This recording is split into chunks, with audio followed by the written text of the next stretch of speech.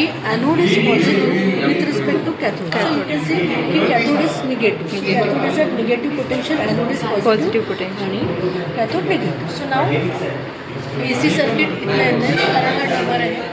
AC is given to rectifier. These are the rectifiers.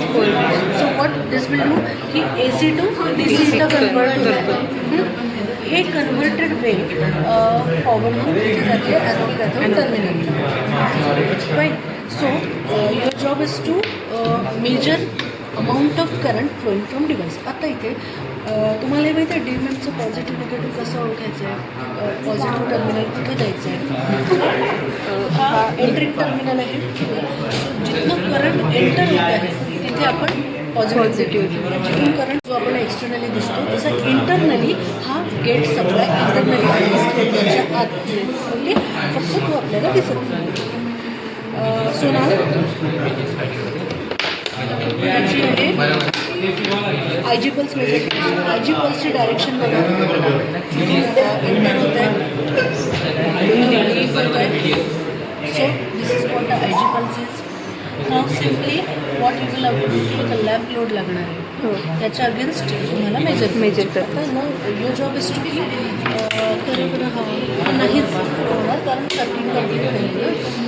Please आता हा pot इथे का लावला आहे की ह्या पॉटने तुम्ही अमाऊंट ऑफ लिकेज म्हणजे ब्लॉक स्टेटमध्ये असताना SCR ब्लॉक स्टेटमध्ये असताना त्याच्या अगेन्स्टचं व्होल्टेज आहे ते वाढत जातं.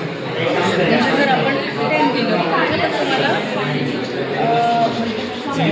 बरं इथे व्होल्टमीटर एक टाकून ते चालतं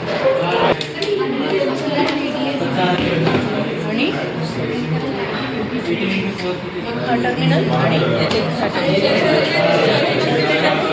त्यातून मेजर करायचं. कंडक्ट होतं. हे बघा इथनं वाढवलं की इथनं इथे बरोबर वाढायचं.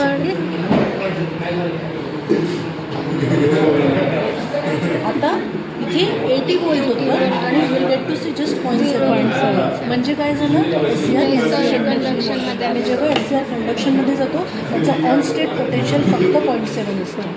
जे की आधी तुम्हाला 10 20 असं दिसायचं. आता इट जस्ट 0.7. आता काय होणार फक्त करंट इन्क्रीज होत जाणार आणि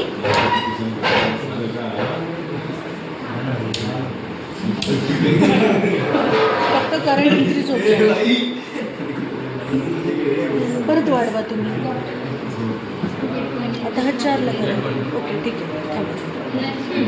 जी काही व्हॅल्यू होती आता मी परत इथनं पोटेन्शियल इन्क्रीज केलं तिथनं करंट इन्क्रीज झाला. आता हेच ट्रू हे कॉन्स्टंट.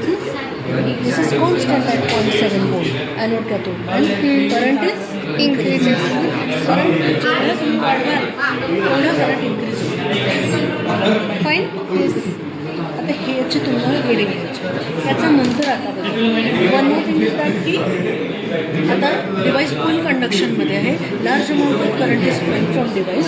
आता मी काय करणार की मग आय जी पल्स काढतो.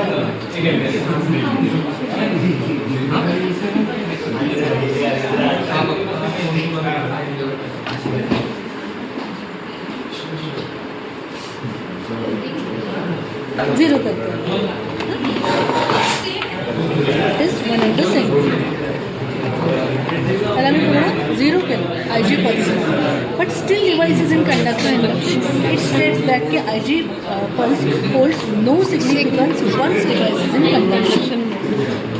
त्याला फक्त टर्न ऑन करायला आय जी लागतं. टर्न ऑफला त्याला काही लागत नाही.